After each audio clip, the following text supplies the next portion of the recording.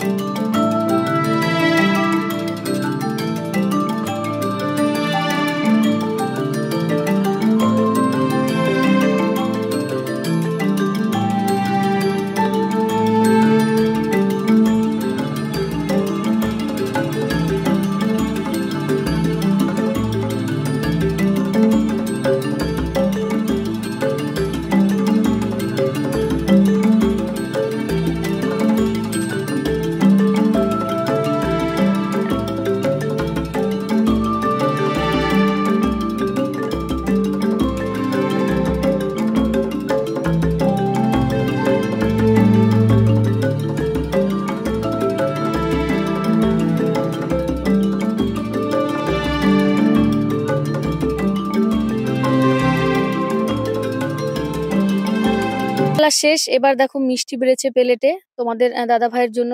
বুঝতেই পারছো জামাই আদর, এতদিন পর জামাই এসেছে তো মিষ্টি, প্যাটিস আর দই বেড়েছে তার জন্য, দেওয়ার জন্য। তো বৌদি বেড়ে দিচ্ছিল, তো আমি আবার একটু ক্যামেরা করলাম। আর আমি বললাম যে ক্যামেরা ধরে আমি দিচ্ছি, আর তুমি শুধু এসে দাঁড়াও। দেখো আমার সোনা কত খুশি হয়েছে। ঘরটা ভীষণ ছোট, ভীষণ ছোট, মানে কোথাও জায়গা নেই বসার এরকম। কারণ এই যে বললাম না যে এই ঘরটাতে আমরা মানে থাকি না, এই ঘরটা সমেতই জায়গাটা কেনা হয়েছে কিছু কারণের জন্য। কেন কি বৃত্তান্ত আমি সব বলবো। তো তারপরে দেখো মিষ্টি টিষ্টি খেয়ে স্নান করে একটু ফ্রেশ হয়ে নিলাম, খুব অস্থির লাগছিল, দুদিন ধরে ট্রেনে জার্নি। তো তারপরে এই যে দেখো তোমাদের দাদা ভাই এই যে একটু সোনাকে নিয়ে খেলাখেলি করছিল, কারণ ও ভীষণ কান্নাকাটি করছিল, কারো কোলেই যাচ্ছিল না। আর ভীষণ চিল্লাচ্ছিল, এত কাঁদছিল যে ওর গলা টলা সব ভেঙে গেছে। তো আর কারো কোলে যাচ্ছে না। আর ওই যে আমার দাদার ছেলে, একটাই ছেলে কিন্তু আমার দাদার, আর ও বসে আছে, ওকে ওর জন্যই বিশেষ করে এখানে থাকা। আর এই যে দেখো ব্যাগপত্রগুলো এখনো ঘরে ঢোকানো হয়নি। এই যে আমাদের মিষ্টু, মিষ্টু রানী এখানে বসে আছে। এই যে মিষ্টু রানী ভীষণ দুষ্টু, আর কিছু খেতে চাচ্ছিল না, ট্রেনে খুব চিল্লাচিল্লি করছিল। তারপরে যে তোমাদের দাদাভাই স্নান টান করে খেতে বসলো। বৌদি রান্না করেছিল মাংস, মাছের ঝোল আর একটা ঘন্ট।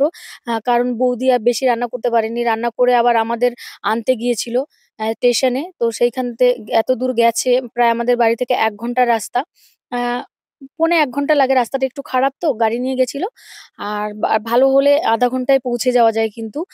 তো যাই হোক, দেখো আমার মেয়ে এই যে খাওয়া দাওয়ার পরে এই যে বিকেল বেলায় যে খেলা করছে দেখো, নতুন বান্ধবী পেয়েছে, তার সাথে সারাদিন খেলা করছে, ঘরে একদমই ঢুকছে না।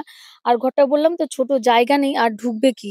আর এই যে দেখো তার সাথে সারাদিন খেলে বেড়াচ্ছে, ঘুরে বেড়াচ্ছে। আর এই যে দেখো, তো তারপরে আমি বললাম আমার কাছে আয়, আমি একটু ভিডিও বানাই। তো আমার কাছে এলো, দেখো দাঁতগুলো দেখো কেমন বেঁকা হয়েছে আর বড় বড় হয়েছে, দুষ্টু। পড়তে বসেনি, 2 দিন হয়ে গেছে। আর না পড়াশোনা থাকলে তো আর কোনো কথাই নেই, পড়তে বসবে কি। আর এখানে এসে দিদুন পেয়েছে, দাদু পেয়েছে। আর দিদুন অন্তে ওর প্রাণ, কারণ ছোটবেলা থেকে ওর দিদুনি ওকে মানুষ করেছে। মানে মার থেকে ওর দিদুনের প্রতি বেশি মায়া, কারণ ছোটবেলায় কোলে পিঠে করে তাকে মানুষ করেছে, সারা রাত জেগে জেগে তাকে মানুষ করেছে। আর তোমাদের দাদাভাই আবার খেতে বসেছে। বিকেল বেলায় একটু ঘুগনি করেছিল, ঘুগনি মুড়ি। কারণ অত দূর থেকে জার্নি করে এসে তো বেশি খাওয়া যায় না, অল্প অল্প খেয়েছিলাম। তো বিকেলের দিকটা একটু খিদে খিদে পেয়েছিল, তো তাই জন্য বৌদি আবার একটু ঘুগনি মুড়ি করলো। তো যাই হোক, আমরা খেয়ে নিয়েছি। আর এই যে দেখো আমার মেয়ে আর সেই এর নাম বর্ষা, আমাদের পাশেই বাড়ি। সেই মেয়েটা, দুজনে মিলে ঘুগনি খাচ্ছে বাটিতে করে। আর এখানে এলে দুজনে সবসময় একসাথে থাকে, মানে একে অন্তে প্রাণ হয়ে যায়, দুজনে খেলা করে একসাথে, সমস্ত কিছু করে। আর তাই একসাথেই খাচ্ছে। আর এই মেয়েটাও আমরা এলে বাড়িতে যেতে চায় না একদমই, খেলাধুলা করে। তো এখন দেখো রাত্রিবেলায় এই দিক দিয়ে আরেকটা রাস্তা আছে, গাড়িটা ঢোকানোর চেষ্টা করছিল তোমাদের দাদা ভাই, কিন্তু কিছুতেই ঢোকাতে পারছিল না।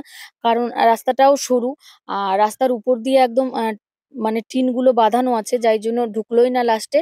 তো ওই রাস্তার কোলে যাদের ঘর আছে একদম, তো তাদের ঘরের উঠোনেই রেখে দিয়ে এলো, কি করা যাবে আর।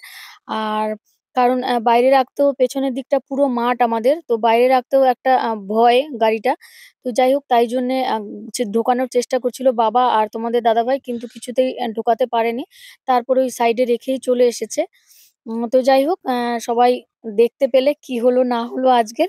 আর নেক্সট ব্লগ আবার দেব, কারণ আমি অত এডিট করতে পারছি না, কারণ একটু রেস্ট চাই এখন। আর আমার গোপাল সোনা দেখো এসে তার দিদুনের আসনে বসে পড়েছে, ওই যে। আর সবাই ভালো থেকো, সুস্থ থেকো, সকলকে অনেক অনেক ভালোবাসা আমাকে এত ভালোবাসা দেওয়ার জন্য। তো সবাই ভালো থেকো, সুস্থ থেকো, বাই, টাটা।